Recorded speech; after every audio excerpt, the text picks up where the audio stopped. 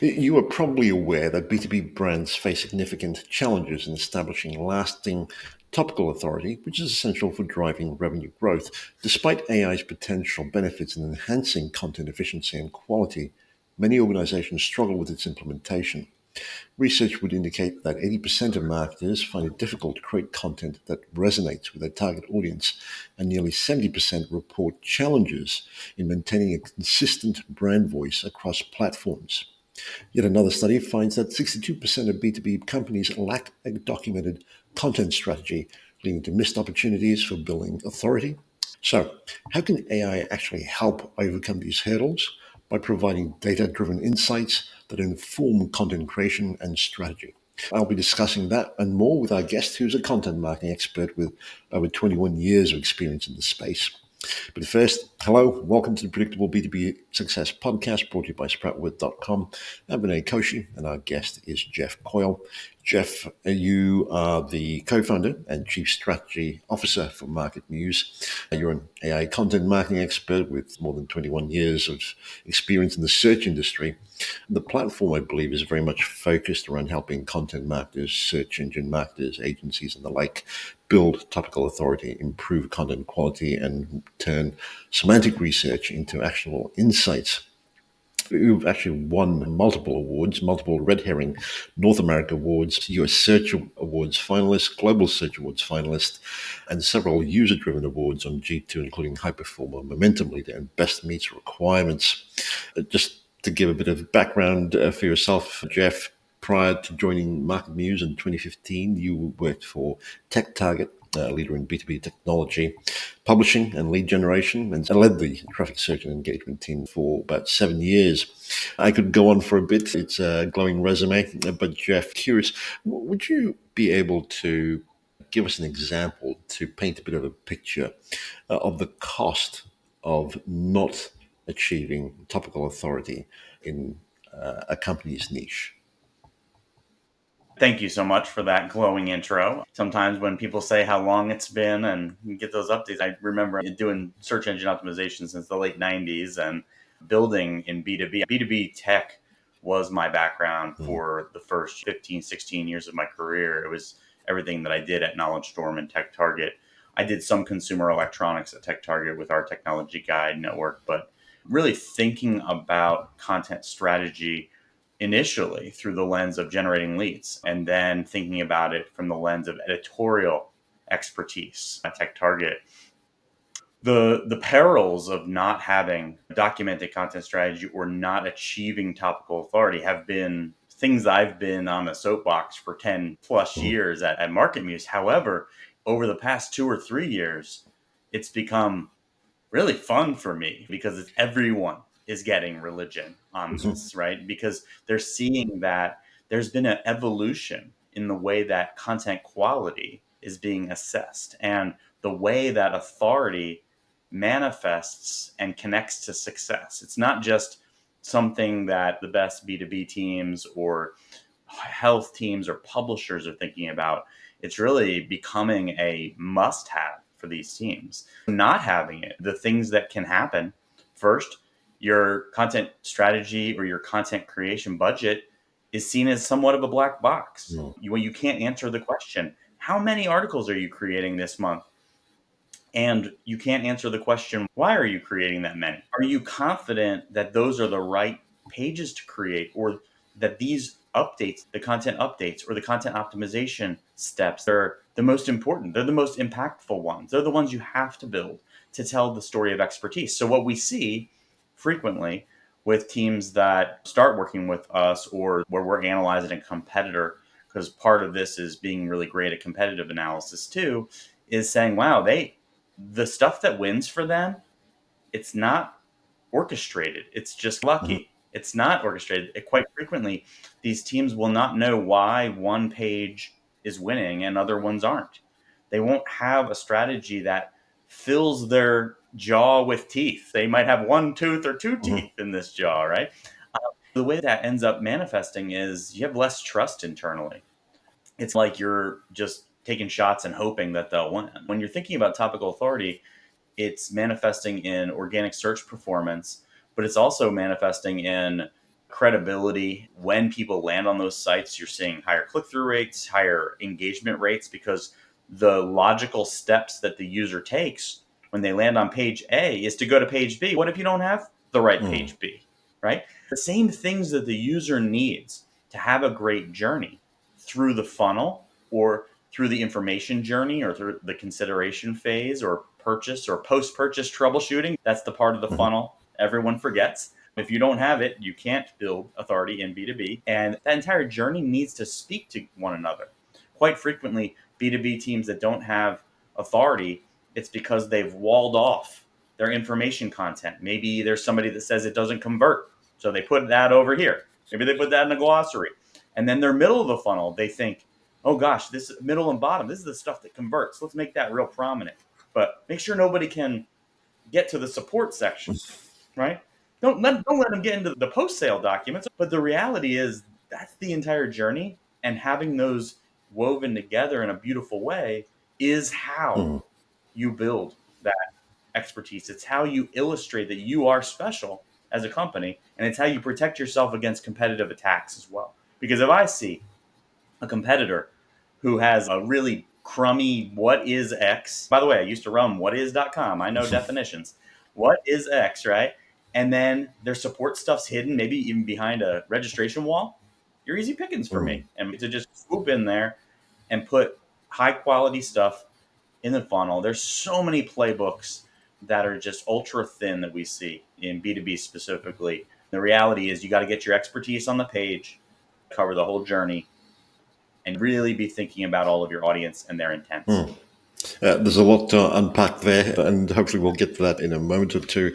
But I'm also curious, given your journey to date, what would you say would be your personal area of strength? My personal area of strength is being able to go from research steps to making the right decision about what to create and update, right? That has always been, it's always been voodoo. It's always been brainstorming or really low quality keyword research. And my personal skill set is doing all of those things manually. I figured out how to do all this stuff manually and repeatably with a high degree of success. So I have manual processes that if you were saying, hey, I want to own this topic, I can give you a pretty good estimate. Now with MarketMuse's most recent release, our content strategy AI release, we put that all into our software.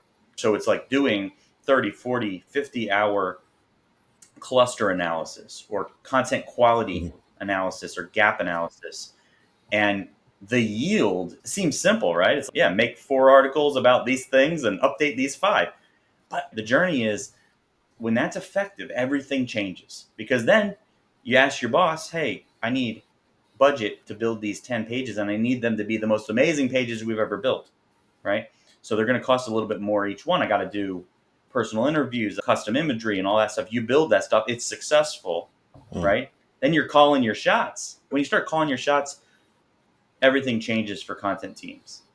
Before, they would publish 10 articles to get one to perform, right?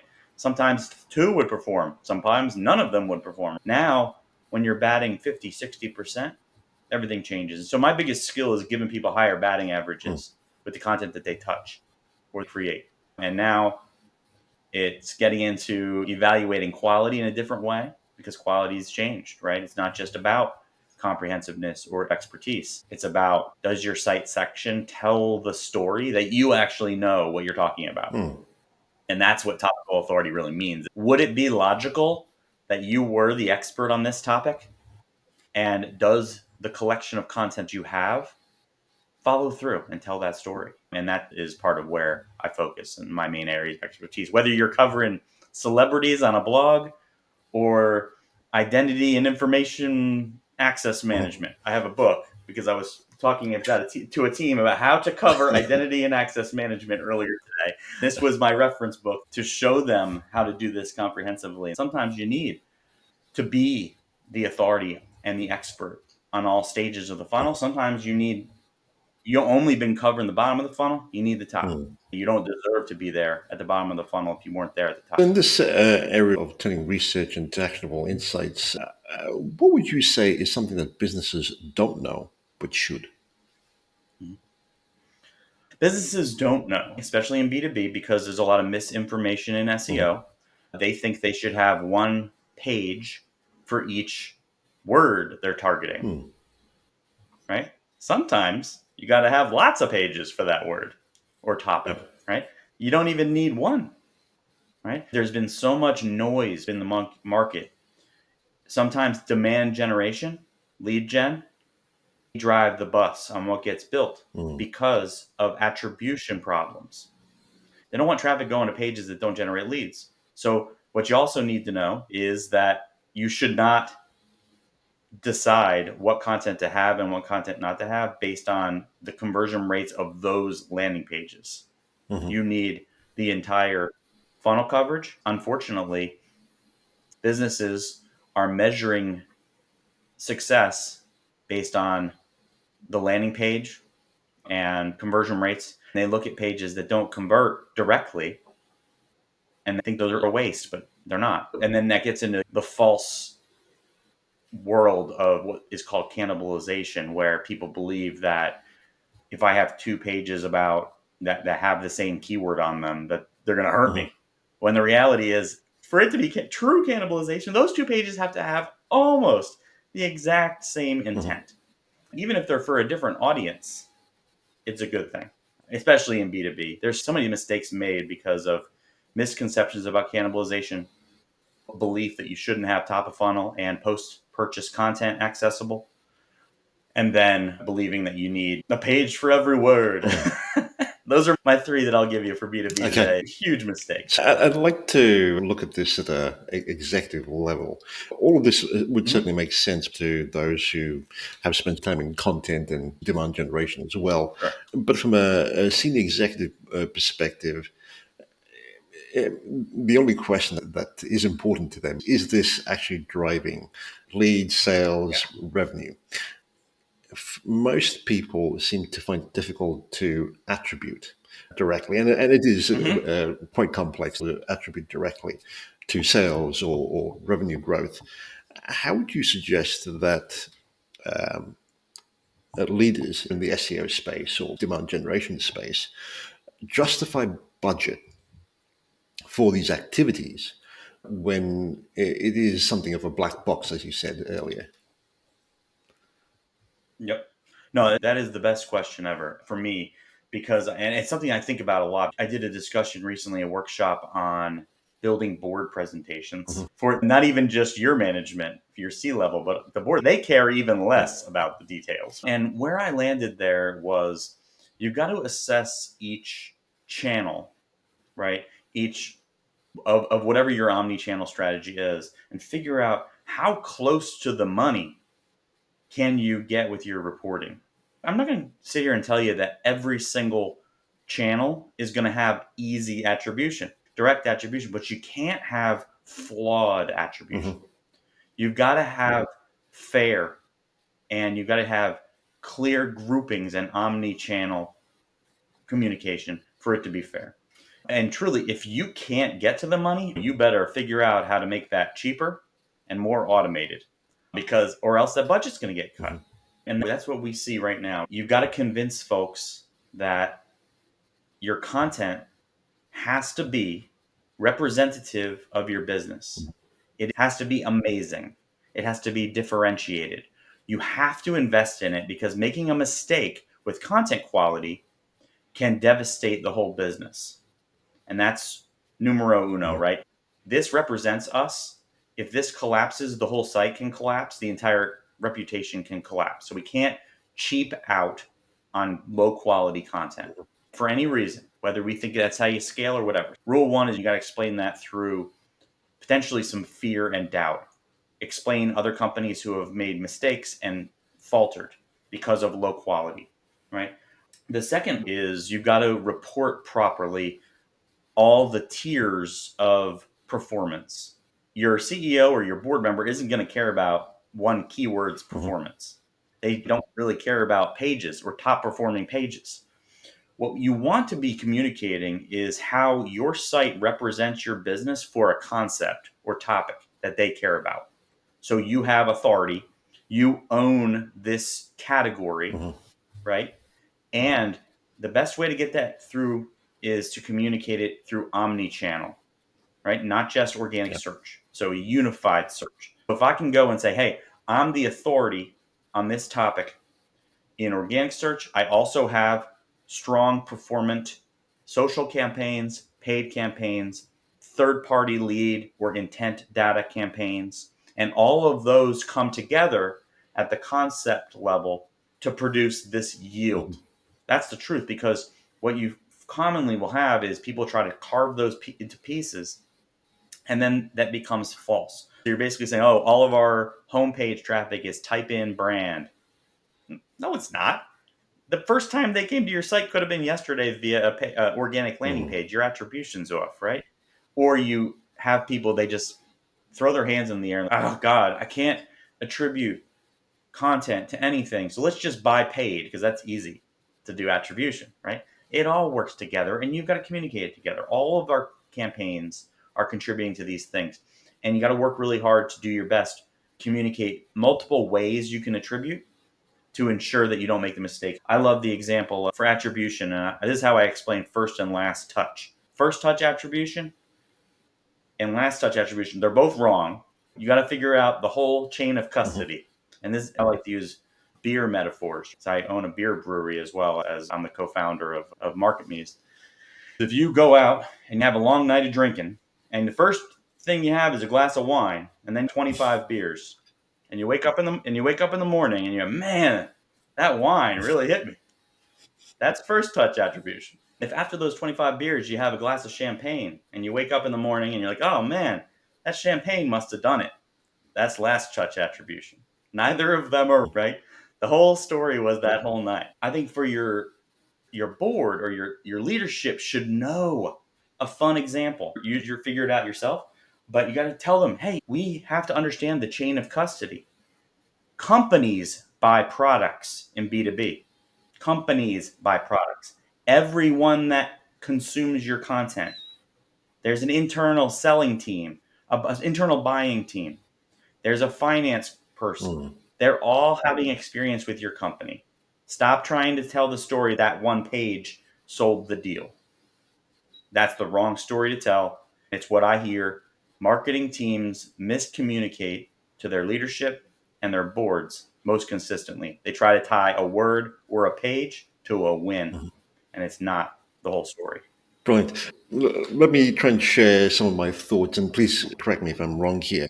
Would it make sense, therefore, to view your content team as essentially a bit of a linchpin to the entire company, especially with the customer facing or sales facing sides of the company, in order to produce content that enables their work, but also is actively working off the brand origin story to provide that level of differentiation that you were talking about?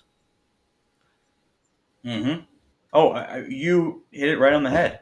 I like to think of that marketing team as they, in certain constructs, may come into a team thinking they're going to be the ones sourcing all the Mhm. stuff. They have to get their brain on the page. That's not reality. For the good B2B teams, just like you said it, right? If they have that expertise, fantastic. Let's get it out. But they are the expertise extractors. Mhm. So they have to extract the expertise from customers. They've got to extract it from their product team in B2B most of the time, from their service professionals, their CX team, customer success. They've got to get it from the leadership, the founder, right? They've got to get it from industry experts and partners, and they've got to take all of that clay and turn it into magic, differentiated magic if they Mhm. can. But a lot of teams, the marketer put the burden on themselves or on their writer. Maybe if you're going out and hiring an expert for the writer, fantastic. But they don't, unless they're working with all the people in your organization. Now you're a journalist, and your sources for that journalism are your experts, the subject Mhm. matter experts, the people with the real experiences, the people on your team. And you know what that does? It builds credibility internally Mhm. too, because you're a professional. Oh, I contributed to that. You know what I care about? Things that I contribute to. Oh, my C executive, try to get him to write 1,000 words. No, but he recorded an interview, and I turned that into a 4-page series, right? I made content. You see where Hmm. I'm going? Now your product team, they don't care about the blog. How do you get the product team to care about the blog? You have them help contribute to the blog, but they're not going to contribute by writing. They're not writers, Yep. right? So you are the information extractor. You're the journalist. You're the Hmm. expertise extractor. That's how you have longevity in your career too, because you got everybody involved and you got everybody caring about content. If you don't do that, they will not Mm. care. And then you know what you're doing? You're chasing keywords. You're like, hey, I'm ranking #1 on this. It's got us $10 million. Great, bro. Guess what? No one cares. They care about what they have contributed to. That's the secret. Brilliant. We've got the differentiation part, which is very much Hmm. related to the origin story. When it comes to content Yep. quality, it's traditionally been something more subjective, but you've obviously come to the point where you're now almost quantifying content quality. Yeah. Could you talk us through how that's done and how we can use it to ensure long term success?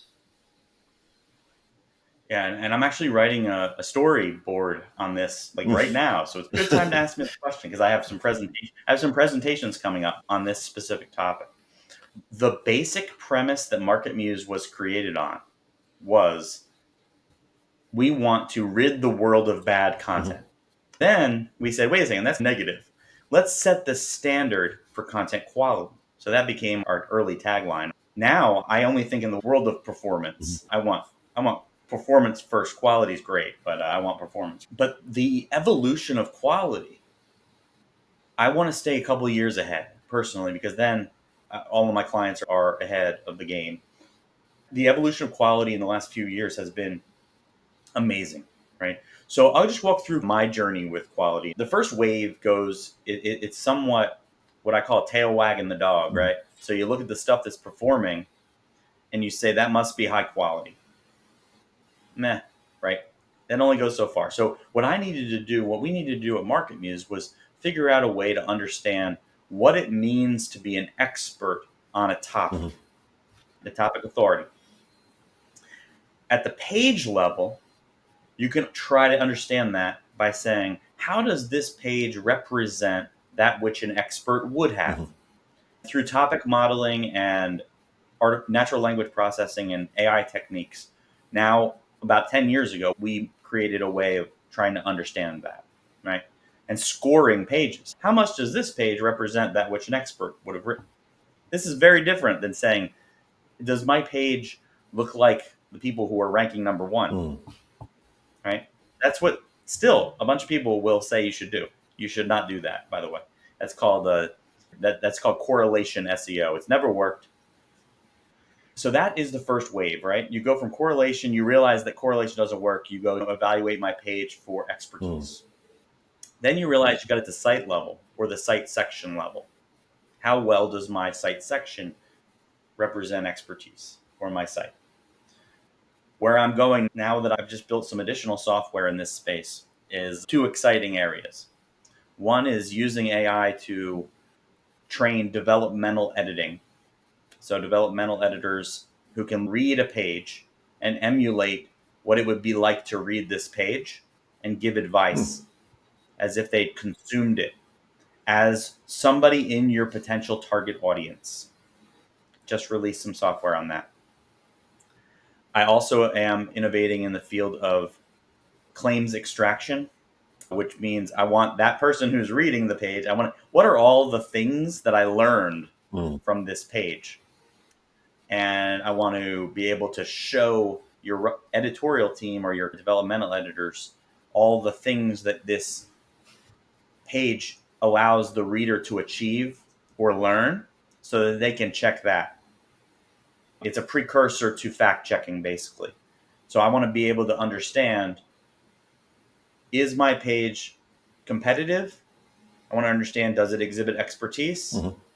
I want to see, does it fit within the puzzle of my site as my site tells the story of expertise?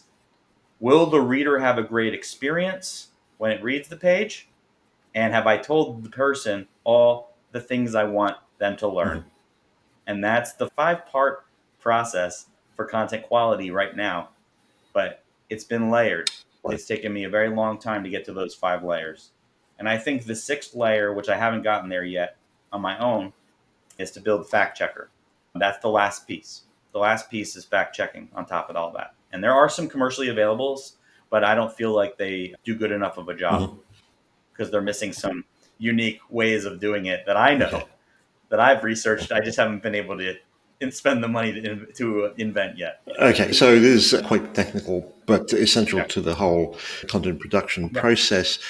Given Mhm. the evolution of AI platforms like ChatGPT, Perplexity, etc., we are coming to this reality where these platforms are actually searching through and perhaps even sharing bits of content that we're producing.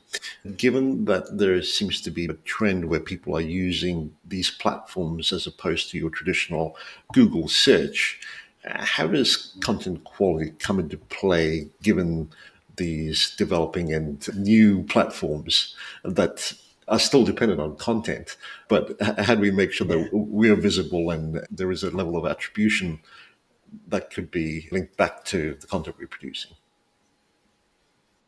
No, it's something I dream about every day now. 4 years ago, I was talking about how search engines are going to have a problem with user intent because people are going to get Mhm. tricked with natural language generation, and they're going to believe that they need to make their search engines into a book report generator.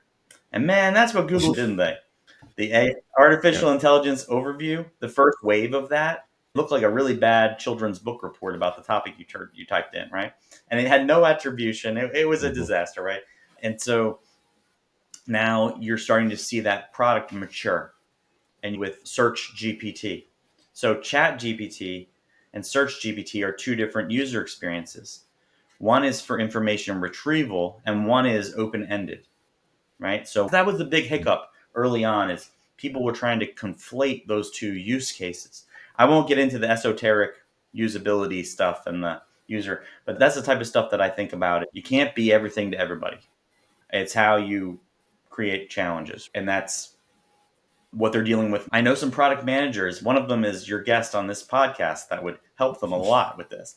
As a site owner, this is where I think it becomes useful. If you build amazing content and have Mhm. comprehensiveness, you're putting yourself into a situation where I like to treat Search GPT or the AI overviews. And if anyone's not familiar with that, in Google, it just released actually when you're not logged in. It released today, August 15th, 16th, 2024.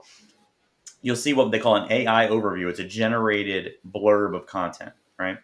Pulling from a still yet to be unknown uh, logic model. It's pulling from citations from the web. I like to think of it as just another battle I've got to fight as an SEO. I've already got to fight to get the 10 blue links. I've got to fight to get in discussions and forums so that my business is appropriately mentioned. Maybe Reddit, maybe a forum that's for people who care about my industry. I got to fight to make sure that my pages are there so that I can be cited in the AI overview.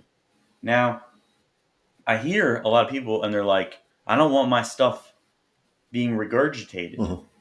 Okay, fair. But you're taking yourself out of that game. You're taking yourself out of that fight. So you can't win. Somebody else is gonna. And if you believe that somebody's entire journey happens in that the reading of that paragraph, you don't understand marketing. Mhm. And I'm really sorry. You need to sit back and relax. Guess what? The user, if they learn from you there, it's just like learning from you anywhere else. It's just like the overview you wrote on G2. It's just like them reading the reviews on G2. They may not come to your website today, Mhm. but you can put your best foot forward every possible step of the way. It's going to change the way that marketing works over time. If you're not in that battle at all, You can't win. Mm. Has everybody in this world figured out how to win? It changes the game for B2B tech. It changes the game for e-commerce. Google is, and in the future, Search GPT, they're making it so that different pages can be cited from different user intents that wouldn't have before. And I'll give you this example. Diamond engagement Mhm. rings. Google has figured out over time that the prominent use case for diamond engagement ring searches is for people to look at products. Some people have other use cases, but they're not the top 10 results. They're like one result out of 10. But that AI overview, in order to produce a pretty good AI overview, you probably don't just want to pull text from product category Mhm. pages. You're probably going to have to pull from other pages. So don't you want to be cited for that? So that means you got to build an entire funnel around that topic. And who knows, someone might see that you actually know about the buying process for that ring, give you that credibility, and then they want to buy from you. Mhm. Same thing is happening with B2B. If you see that the AI overview defined the word and you're the site that was cited to define that word, maybe you're Salesforce and you gave a great definition for CRM. You one check mark of credibility. Now, if the AI outputs don't cite you, they're not behaving ethically. Mhm. Okay. If they used you for a citation and don't cite you, that's not terribly ethical. I think when all is said and done, from a product management perspective, search engines using AI to generate output will feel compelled to Mhm. cite their sources because those are the people who are keeping them in business as much as the users are. So, And that's what you're already seeing in the product evolution. mhm. So with this idea of topical authority, would it be fair to say that you need to differentiate yourself with your brand stories, internal expertise, etc.? Mhm. But there's also a case to be made, at least in some circumstances, where it would make sense for you to build relationships with third parties in order for them to recognize that you are authority, so that it makes it easier for these platforms to pick you as a natural choice above others. That's the smartest question I've ever been asked on this topic, by the way, just so you know. And yes, over Mhm. time, the search engines and the systems that generate the output will become smarter. Mhm. I've built software that's trying to predict the future of where these softwares will go. But if Google wants to call me, I can show them how it works.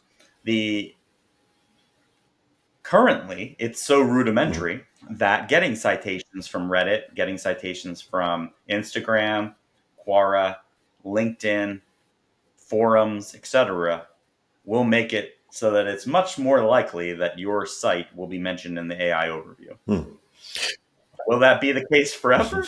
No, they will police this. But think about it. This is output that has citable sources, right? So you want your stuff discussed in all the citable sources. Mhm. Because if I type in the best Mexican lager in Georgia, I want to be number one, Mhm. right? And if I type in what is Mexican lager, I want to be number one in the AI overview. How can I be number one? If I just create one page on my site, it's possible. But I like to hedge my bets and I like to set decks in my favor. The way I set decks in my favor for AI overviews is to have my beer mentioned on as many citable sources as possible. End scene. How to Optimize for AI Overviews by Jeff Coyle. Yes. So, just in that same vein of thinking, are you suggesting that these content teams need to also start developing site to themselves in order to build upon these third party relationships and keep them for the future? Million percent. Yes. PR is critical. It's always been critical. Even more so now. It is vital to see the types of sites being referenced in AI overviews you care Mhm. about and take action. There's chatter in the SEO world about manipulating this with Reddit and LinkedIn. I don't play those games. I build great content. and I do it ethically. I try to make everything special. Whatever I make, I want it to tell my story uniquely. I want to have it have my thumbprint on it. I don't want to do something generic. But yeah, if you see that LinkedIn is being sourced for AI overviews and it's being used as a source in ChatGPT or Search GPT, those are important. And guess what, though? If you see that because it's sourced that way, it's producing crappy results today or low quality results, Google and Search GPT, they'll catch up. They'll figure it out. Don't try to manipulate. I see this all the time. If you type into Google top 10 SEOs in the world, the page it references is like some guy's blog. And guess what? He references himself as number one. So it says that he's number one. Trust me, he did not put one over on them. They're going to catch up with all of these things. Don't do that. That's a short term win. Be smart. Think about how you can put your best foot forward in as many places as you can. That's what true PR is about, and that's what I always advocate. By the way, Google's AI overview isn't the only search feature that you need to focus on. The knowledge card on the top, if you got a full page knowledge card, your right rail has relationships. You got to figure all that out. That's part of PR too. There's a lot of battles to be won on a search result. There's the navigation, there's the top, there's the ads, there's the right rail, there's discussions and forums, there's AI overviews. If it's relevant, if it's got recency, maybe Google top stories or news, you got to be playing in all 10 wars to win. Don't take yourself out of any one of those games. It's going to hurt you in the end. You got to be battling all 10 battles. If you said before, where do teams make mistakes? They're only doing one thing and they need to be doing 8. And I'm sorry if you think that's not good advice. It is good advice. It's how you're getting beaten. I can guarantee it. If you're only writing content to try to rank for keywords, you're getting beaten on every other part of that omni-channel if you're in B2B. There's this thought, at least in some circles, about the volume of content that you're producing. I'm curious, what are your thoughts on being able to scale content without sacrificing quality in order to ensure that there is fresh content but also meet business needs? Good question. I'll take 2 answer approaches to this. One, you need as much content as you need. Okay? Remember I said need. You need as much content as you need to attack all aspects of your clusters, all the concepts that you're covering, all the ways that an expert would exhibit expertise in all stages of the funnel that matter to your business. If part of the cluster has a wing of a possible combination of intents that don't matter to your business, you shouldn't just write it because of that. Don't do that. That's when you have a mortgage quote site who has web pages about movie quotes. Don't do that. You need to put your best foot forward and cover the cluster comprehensively, as well as the entire funnel for that particular topic or those particular sets of topics. You need to figure out, what does the competitive landscape look like, and how powerful are you respect to them. You may need to build more and more frequently because you're weaker right now and you're on a journey to get more powerful. Every level of dictation of difficulty is relative. So if you're Yardbarker, the popular sports publisher, you can publish one article about Ryan Lindgren, the hockey player for the Rangers, and it'll rank number 1 and get Google top stories. But if you just started your blog yesterday and you write the same article, it's not going to rank. So you've got to know who you are on this topic and how much coverage you already have to know how much content you need to build and how frequent. That's the skill you got to develop. Or you can buy software. One of them is called MarketMuse. I would probably suggest you do that. But the other way to approach that is to say, am I getting the most out of my content investments? All right. And that's where I think one of the frontiers that I'm going to be approaching in my next wave of product is repurposing. So if I'm doing a ton of investment to build one page and then I don't turn that one page into many things, I'm not getting the biggest bang for my buck. So I think that there's never a good time to publish a low quality content item. It's not acceptable anymore. Just to hit a particular velocity, it's where you can get the higher velocities is by reuse and repurposing. So maybe you invest in a long form content item and use that to morph it into another style of page and add some unique value and publish that Mhm. as item two, making sure that every page provides unique differentiated value, but every page doesn't have to be a lift from start to finish. Mhm. I build brief technology that speeds this up Mhm. and makes that part of the process awesome, comprehensive, and easier. So if you're really bogged down with manual brief generation, there's solutions for that.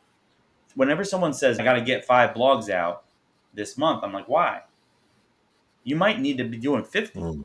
You might need to be doing 2 on this topic. That's stage one. Stage two is when you invest in content, don't publish and then move on to the next thing.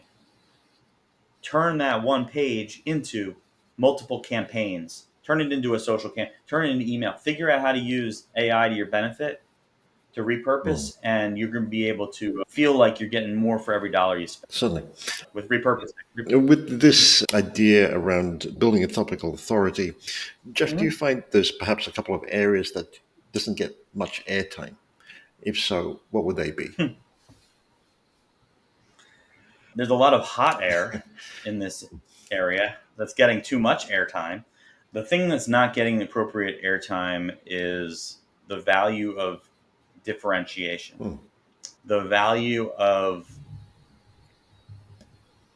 getting your subject matter expert to tell you something unique that only you can know. I call it blue ocean content or information gain. This is the topic. That's actually an information retrieval term. A number of SEOs in the space started saying, hey, this would be a really cool word to steal from IR. Mhm. I remember saying, that's cool. I like to steal that term and change the meaning of it a little bit. The value of being able to say what your page does that nobody else does is one. Nobody talks Mhm. about that. Number two, they're starting to, by the way. It's going to be a hot word in the rest of the year. The number two is building content nobody else could build. Hmm. How do you do that? Maybe you use your own data. If you're a B2B company, maybe use the data from your Hmm. SaaS software to create unique, one of a kind. The thing that's not getting enough air is you should be brainstorming and spending a lot of time figuring out what's the content that I could build that nobody else could, Hmm. either because I have a certain amount of experience, knowledge, expertise, or data. The people who figure that out win. That's the Hmm. secret. Thank you for that. To wrap things up, Jeff, if you were listening to this episode, what would you say would be your Mhm. top takeaway? Top takeaway would be if I have a static number of pages that I'm creating each Mhm. month and I don't know why, I need to realize that I just picked that number out of the air. If I'm not updating pages on the regular with a premeditated frequency, I need to Mhm. reset. If I am ashamed of any parts of my website and it is not representing my business well with high quality, I need to take that action tomorrow. Hmm. It is probably hurting you. It's probably a sandbag and you don't even know it Mhm. on your hot air balloon. And once you either cut that sandbag, I would rather you improve the sandbag and turn it into a Mhm. benefit. Don't just start deleting pages. Improve that quality of those pages, and you're going to start to see amazing things happen. Brilliant. And if listeners are curious, Mhm. want to find out more or connect with you, where would you recommend they head to? Mhm. On the X Twitter, Jeffrey_Coyle, Jeff at MarketMuse.com. You can email me. LinkedIn DMs. I answer everything as long as you don't ask me if I want to buy links. And everyone does. Come on, you really think I want to buy links from you? Oh my god! But Twitter DM is or my email. Just make sure you call out the podcast so I know you're not spamming me. Twitter DMs, I read them all and I will help you out. I love this stuff. If you have something wrong with your site, an SEO question, I don't care how little it is. I answer everything. I learned a long time that a secret to B2B and a secret to SaaS is giving my time, giving my expertise. So please don't be bashful.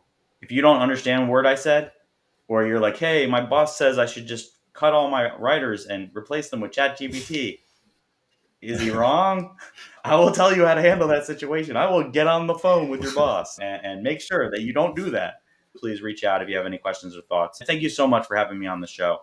Great questions and some of the most thoughtful ones I've ever gotten. No worries. Thank you, Jeff, for doing this. Much appreciated. Sure, sure.